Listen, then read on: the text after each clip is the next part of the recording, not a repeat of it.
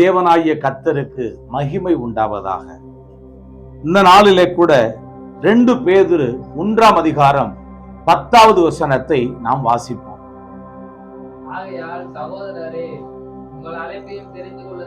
ஆகையால் சகோதரரே உங்கள் அழைப்பையும் உங்கள் தெரிந்து கொள்ளுதலையும் உறுதியாக்கும்படி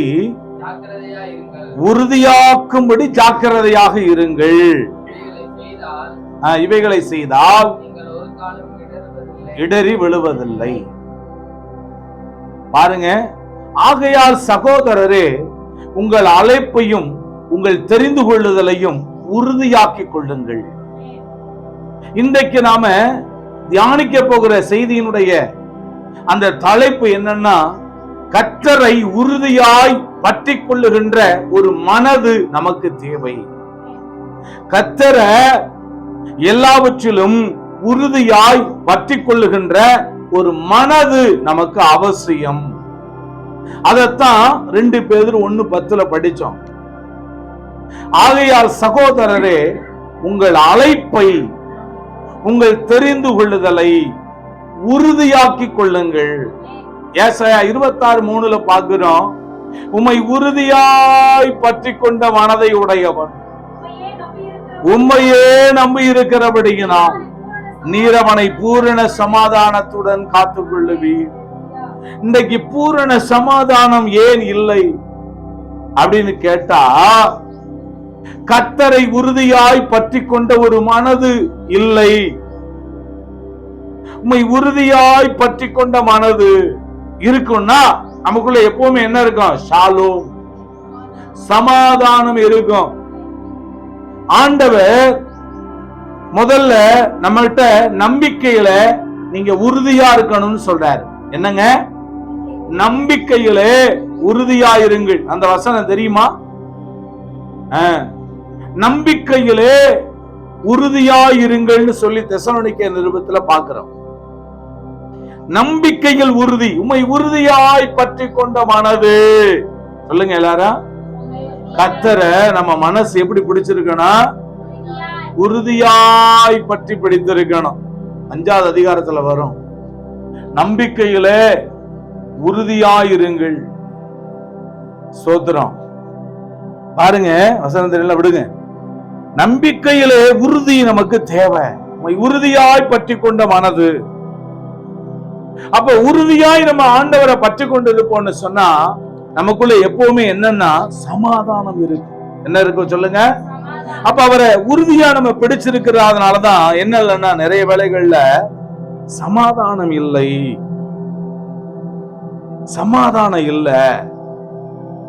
அப்ப சமாதானம் வேணும்னா அவரை உறுதியா பற்றி பிடித்திருக்கணும். நம்பிக்கையில உறுதியாயிருங்கள், அசதியாயிராம ஜாக்கிரதையாயிருங்க அப்படின்னு நம்ம பார்க்கிறோம். சரி, ஓகே, வசனத்தை நம்ம பார்ப்போம்.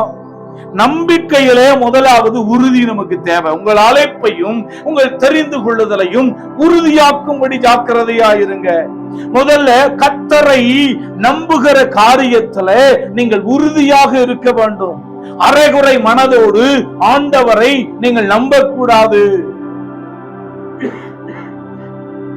எலியா சொல்லும் போது, நீங்கள் எந்த மட்டும் 2 நினைவுகளால குந்தி குந்தி நடப்பீங்க.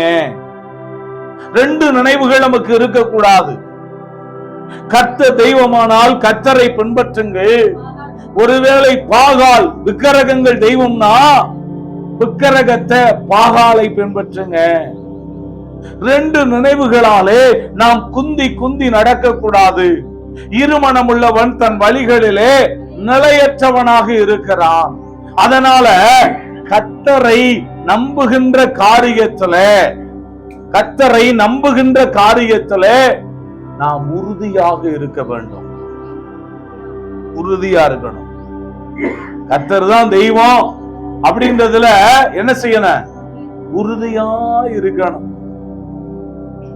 ஹல்லேலூயா.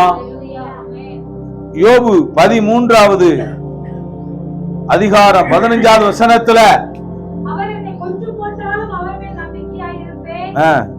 அவர் என்னை கொன்று போட்டாலும் நான் அவர் மேல நம்பிக்கையா இருப்பேன். இப்படி இதுதான் என்ன?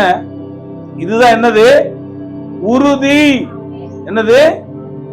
பைபிள்ல சொல்லுது, அவர் என்ன கொன்று போட்டாலும் நான் அவர் மேல நம்பிக்கையா இருப்பேன். இதுதான் என்னன்னா நம்பிக்கையில உறுதி. கர்த்தரை நம்புகின்ற விஷயத்துல நாம் அரைகுறை மனதோடு அவரை நம்ப கூடாது. முழு இருதயத்தோடு கூட நாம் கர்த்தரை நான் நம்ப பழகணும். அவர் என்னை கொன்று போட்டாலும் நான் அவர் மேல நம்பிக்கையா இருப்பேன். சொல்லுங்க, அவர் என்ன.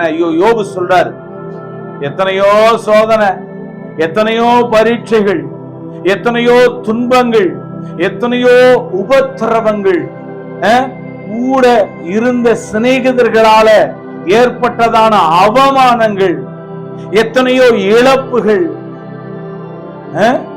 இவைகள் எல்லாவற்றின் மத்தியிலையும் யோபு சொல்றாரு, அவர் என்னைய கொன்று போட்டாலும் கூட நான் அவர் மேல நம்பிக்கையாயிருப்பேன்.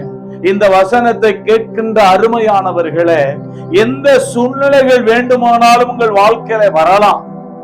இழப்புகள், உபத்திரவங்கள், அவமானங்கள், நெருக்கடிகள், பலவிதமான போராட்டங்கள், பிரச்சனைகள் எல்லாம் வரலாம். ஆனாலும் நீங்கள் யோபுவை போல என்ன செய்யணும் அப்படின்னா, அவர் என்னை கொன்று போட்டாலும் நான் அவர் மேல நான் நம்பிக்கையாக இருப்பேன் என்கிறதுல நம்பிக்கையில நீங்கள் உறுதியாக இருக்க வேண்டும். எபிரேயர் 11:1 பார்க்கிறோம், உண்மையான விசுவாசம் என்பது நம்பப்படுகிறவைகளின் உறுதி, காணப்படாதவைகளினுடைய நிச்சயமுமாக இருக்கிறது.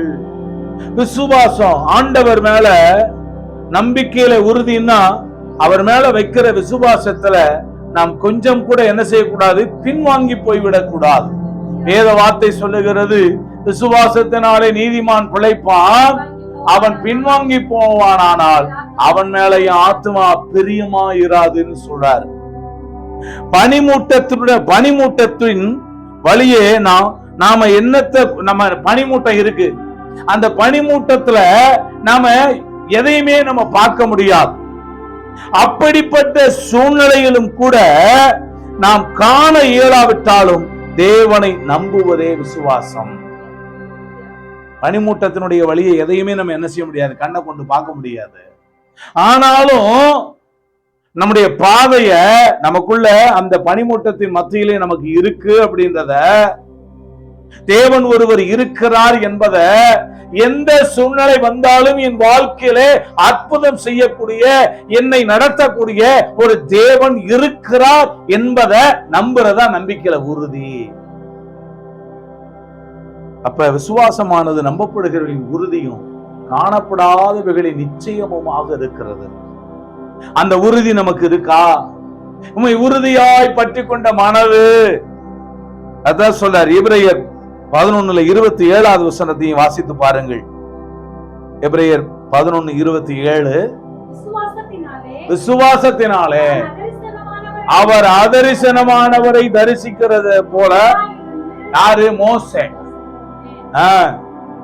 அவன் விசுவாசத்தினால நேருக்கு நேரா தேவனை தரிசிக்கிறது போல ஆண்டவரை மேல அவன் வச்ச நம்பிக்கையில அவன் உறுதியா இருந்தானா.